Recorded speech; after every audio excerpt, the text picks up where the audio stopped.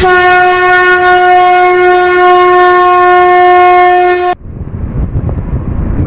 दोस्तों मित्रों, आज हम कन्या राशि की बात करेंगे। 13 जुलाई 2025 को शनिदेव अपना मार्ग से वक्री हो रहे हैं। अब उनकी उल्टी चाल आ रही है, जबकि कोई ग्रह उल्टा नहीं चलता। शास्त्रों के आधार पर भी सौर मंडल में कोई भी ग्रह उल्टा नहीं चलता, लेकिन पृथ्वी से उसकी दूरी इतनी हो जाती है कि ऐसा प्रतीत होता है कि वो ग्रह वापिस हो रहा है। जैसे आप मान लीजिए, एक उदाहरण देता हूँ आपके लिए कि गतियों का फर्क पड़ता है। जो गति है उसमें डिस्टर्बेंस महसूस होता है। जिस तरह से आप एक रेलगाड़ी में बैठ करके जा रहे हैं और वो बड़ी तेज गति से चल रही है, तो बाहर की तरफ जब आप देखते हैं तो वो पेड़ जो है वो स्थिर होते हैं, लेकिन क्या महसूस होते हैं कि वो पेड़ भाग तो हम रहे होते हैं, लेकिन पेड़ कैसे मालूम पड़ते हैं तो वो हमारे पीछे की तरफ को भाग रहे हैं। वही सेम स्थिति उन ग्रहों की चाल में आ जाती है। तो ऐसा प्रतीत होता है कि वो ग्रह वापिस हो रहा है, उल्टा चल रहा है, वक्री हो रहा है। तो इसका प्रभाव आता है, ऐसा बताया गया है शास्त्रों में कि ये प्रभाव, इसका प्रभाव बहुत ज्यादा और ज्यादा प्रबल हो जाता है। अब किस तरह से प्रबल होता है? अच्छाई तो अच्छाई में प्रबल होगा, बुरा तो बुराई में प्रबल होगा। अब कौन सी राशि के या कौन सी लगन के लिए शनिदेव अच्छे और कौन सी राशि के लिए वो अशुभ है, इसको समझना क्यों जरूरी है? क्योंकि एक राशि पर 2.5 वर्ष रहते हैं, 30 वर्ष में सूर्य का चक्कर लगा पाते हैं।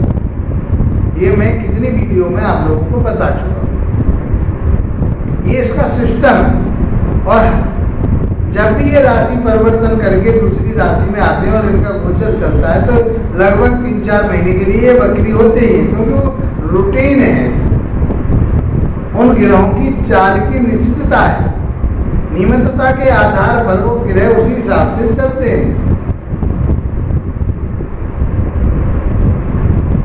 मित्रों, आपकी राशि के स्वामी बुध बनते हैं और आपकी राशि के मुताबिक शनिदेव कारक ग्रह माने गए।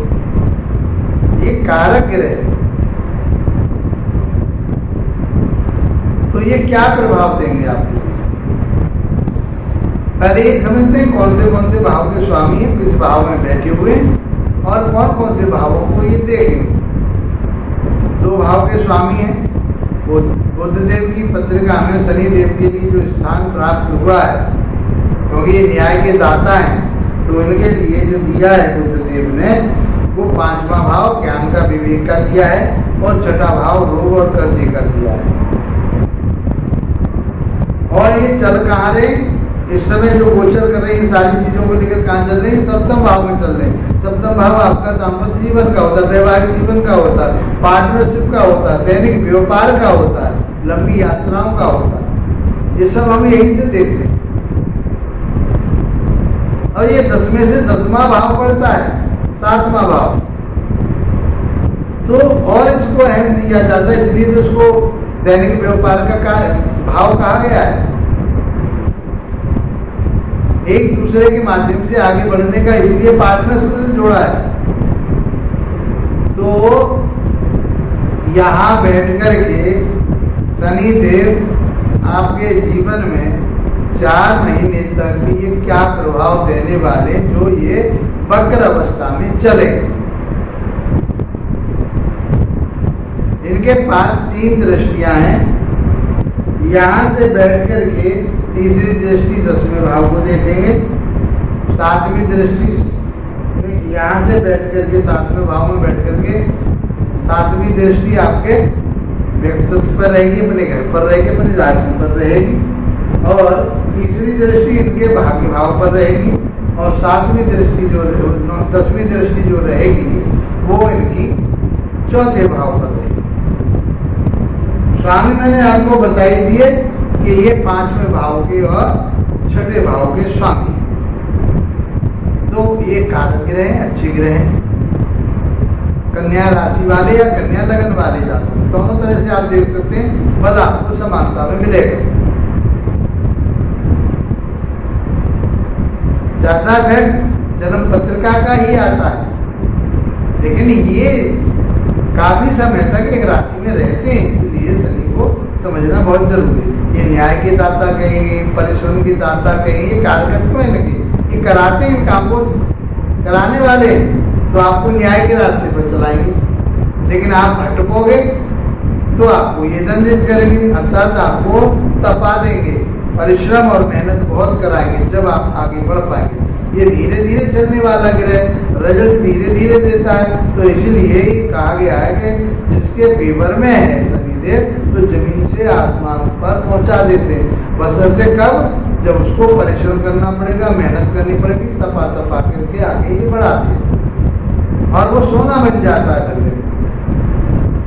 ये काम है शनिदेव का, तो बुरे ग्रह तो नहीं है, लेकिन इसको हुआ बना रखा है, डरा रखा है, क्योंकि हमारी जो मनोवृत्ति है वो न्याय के पथ पर चलने वाली नहीं है। हमें तो साम दाम एक प्रकार है ना, अपनी बात को कैसे न कैसे उल्टा सीधा करके अपने जीवन को आगे बढ़ाना है, जीवन यापन करना है। चाहे धोखे से पैसा कमाए, चाहे किसी को धोखा दें, चाहे कुछ भी करें, ये आदमी की प्रवृत्ति बन चुकी है। मित्रों, समझते हैं कि सप्तम भाव में बैठ करके शनि देव आपके जीवन में क्या देते। तो पहली बात तो आपको अपने पार्टनर का या अपने वैवाहिक जीवन में जो आपका जीवन साथी है उसके स्वास्थ्य का ध्यान रखना पड़ेगा। कर्जा कोई ले रखा है आपने, तो कर्जा इस समय वो निकालने की कोशिश करेंगे। अब ये उल्टे परिणाम देंगे आपको, कारक होते हुए जो जो ये देते आपके लिए, अब विपरीत फल देंगे आप, वो फल नहीं दे पाएंगे जो आप सोच रहे हैं। तो आपको कर्जे में भी डुबा सकते हैं, आपके पार्टनर की, आपके जीवन साथी की स्वास्थ्य में कहीं कमी कर सकते हैं, किसी से मनमुटाव करा सकते हैं। हो सकता है पति और पत्नी में मनमुटाव हो जाए, या आपके किसी साथी जो आप लोगों के मित्र हैं उनके साथ में हो जाए। बुद्धि, विवेक, ज्ञान आप जो लेकर के चल रहे थे उसमें कहीं न कहीं अस्थिरता बनी रहेगी। आप निर्णय लेने में इस समय सक्षम नहीं होंगे।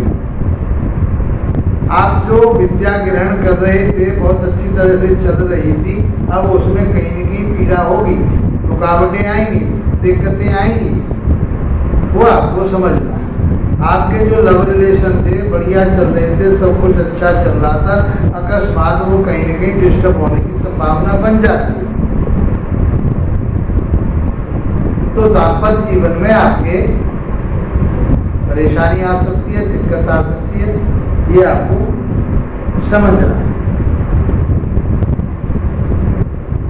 ये पांचवें और छठे भाव की बात कही, और सातवें भाव में बैठे हुए हैं, तो दाम्पत्य जीवन को आपके पार्टनर को भी ये डिस्टर्ब करेंगे, यात्राएं लंबी करेंगे, तो उससे रुकिए, अभी ना जाएं तो अच्छा रहेगा। और अब बात करें हम यहाँ से बैठ करके, इनकी जो दृष्टि है वो नवम भाव पर जाएगी। नवम भाव होता है आपका भाग्य का, आपके धर्म कर्म का, तो वहाँ पर ये आपके धर्म कर्म से आपको जोड़ेंगे और उस धर्म कर्म में आपको जोड़ करके आगे बढ़ाने की कोशिश करेंगे। लेकिन आप उस धर्म कर्म में नहीं जुड़ पाएंगे, आपका जो मन है वो भटकेगा। क्या करेंगे आप? आध्यात्मिक हो जाएंगे, आप धार्मिक नहीं हो पाएंगे। आप ईश्वर को मानने वाले तो होंगे, गुरुओं का सामने सम्मान करेंगे, पीछे उनका अनादर करेंगे, ऐसे भाव पैदा होंगे। आप तो उन सारी चीजों से आपको बचना है, धर्म कर्म पर चलना है, धार्मिक यात्राएं करनी है या धर्म स्थानों पर जाना है, तो आपके लिए लाभदायक। सातवीं दृष्टि व्यक्तित्व पर जाएगी। जो मान सम्मान प्रतिष्ठा आपकी उभर के आ रही थी, आपकी हेल्थ इश्यू बढ़िया बने हुए थे, आप ठीक चल रहे थे, कोई ऐसी परेशानी नहीं आ रही थी, उसमें कहीं गिरावट आएगी, इम्यूनिटी सिस्टम में कहीं कमी आएगी। कोई आपके लिए बात हो या ये पेट से संबंधित या आपके हाथों से संबंधित कोई दिक्कत हो सकती है, तो आपको उसका ध्यान रखना। जब भी कोई परेशानी आए तो आपको डॉक्टर से सलाह लेनी ही लेनी। लास्ट में मैं उपाय भी आपके लिए बताऊंगा।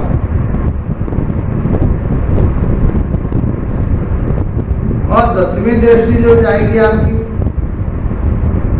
वो आपके जाएगी चौथे भाव। चौथा भाव होता है माता का सुख, भूमि भवन वाहन का सुख, आपके मित्रों का सुख, जमीन जायदाद का सुख। तो आपके मन में जो था कि मैं कहीं जमीन ले लूं, कोई वाहन ले लूं, तो वो समय अभी आगे को और बढ़ जाएगा। उसमें कहीं डिस्टर्बेंस होने वाली है। कहीं कोई भी आर्गूमेंट करते हैं सोच समझ करके करें, कहीं साइन करते हैं किसी चीज पर तो सोच समझ करके करें। इन सारी चीजों से संबंधित कहीं आपको परेशानी आ सकती है, क्योंकि ये प्रबल हो चुके हैं। राशि के मुताबिक ये बहुत अच्छा फल दे रहे हैं। उस फल में अब आप समझ लीजिए कि आपके लिए वो फल प्राप्ति में बहुत परिश्रम मेहनत करना पड़ेगा। तो जमीन जायदाद बहुत परिश्रम करके ले पाएंगे, मेहनत करके ले पाएंगे।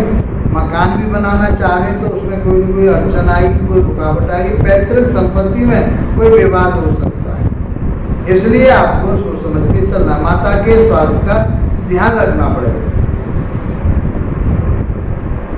ये सब चीजें शनि का जो गोचर है, वक्रत्व लेकर के, वक्री चाल लेकर के जो चल रहे हैं, वो आपके लिए फल प्राप्त होने वाले हैं। यदि आपके लिए इस तरह की कोई समस्या आ रही है तो कमेंट बॉक्स में जरूर बताएं, तो मैं उसका समाधान भी बताने की कोशिश करूंगा। व्हाट्सएप नंबर से संपर्क कर सकते हैं। वीडियो अच्छा लगा है लाइक शेयर सब्सक्राइब कीजिए। इसी के साथ आप लोगों का धन्यवाद। नमस्कार।